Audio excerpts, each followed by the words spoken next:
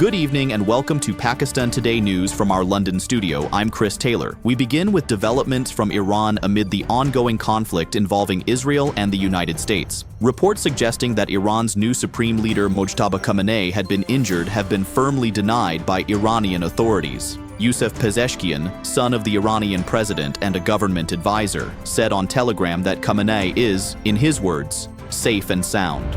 Earlier, the New York Times cited unnamed Iranian officials claiming the leader had suffered leg injuries but remained alert and was sheltering at a secure location with limited communication.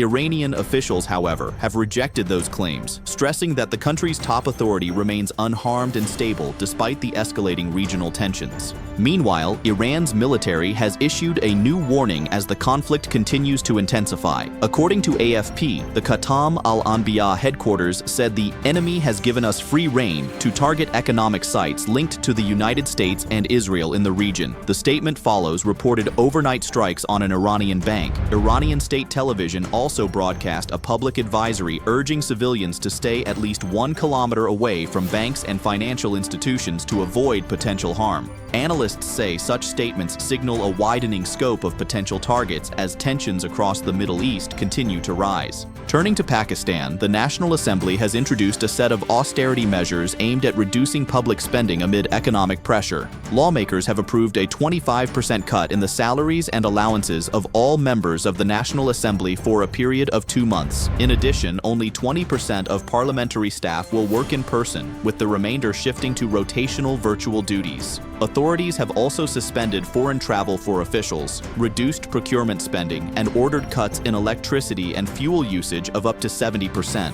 Officials say the measures are part of a broader effort by the government to conserve resources during ongoing economic and global challenges. The Islamabad High Court has meanwhile imposed a financial penalty on the National Accountability Bureau over delays in a high-profile corruption case. The court fined NAB 100,000 rupees for what it described as delaying tactics in the $190 million Al-Qadir Trust case involving former Prime Minister Imran Khan and his wife Bushra Bibi. Judges criticized the anti-graft agency for procedural stalling during proceedings. Defense lawyers also raised concerns over restricted access to Imran Khan and the prolonged delay in hearing the couple's appeals. The bench has now directed NAB to come fully prepared for the next hearing as defense counsel push for a quicker resolution. For more on this story, we go live to our Islamabad correspondent, Sarah William.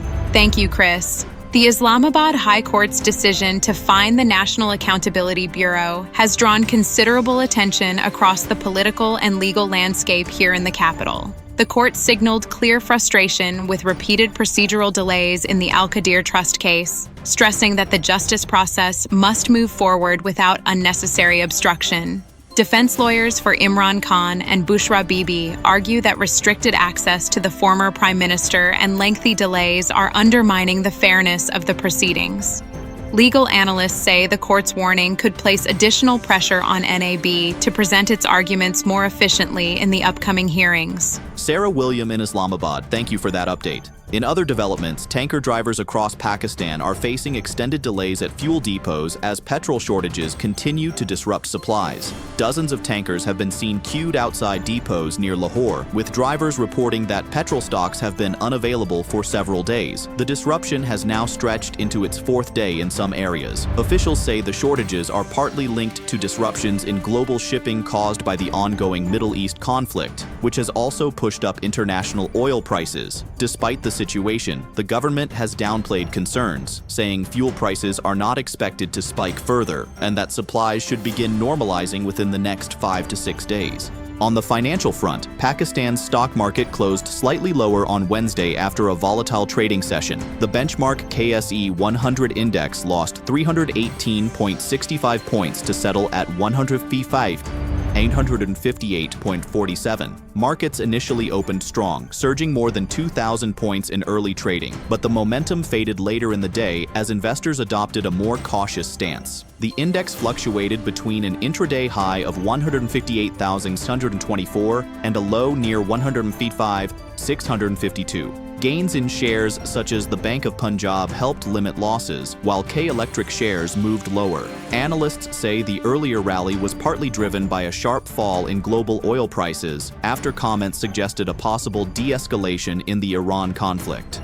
And finally, severe weather has caused major disruptions in northern Pakistan. Heavy rain and fresh snowfall in Gilgit-Baltistan have triggered landslides that blocked the Karakoram highway at multiple points between Diamur and Kohistan. The closures have cut off the key route and left thousands of travelers stranded, including patients, elderly passengers, and children. Authorities say road clearance operations will begin once weather conditions improve. The Pakistan Meteorological Department has warned that the risk of avalanches and flooding remains high, urging people to avoid unnecessary travel. Meanwhile, in Khyber Pakhtunkhwa's Shangla district, tragedy struck when a lightning bolt during the storm killed 3 members of the same family. That's all for now. You're watching Pakistan Today News. I'm Chris Taylor.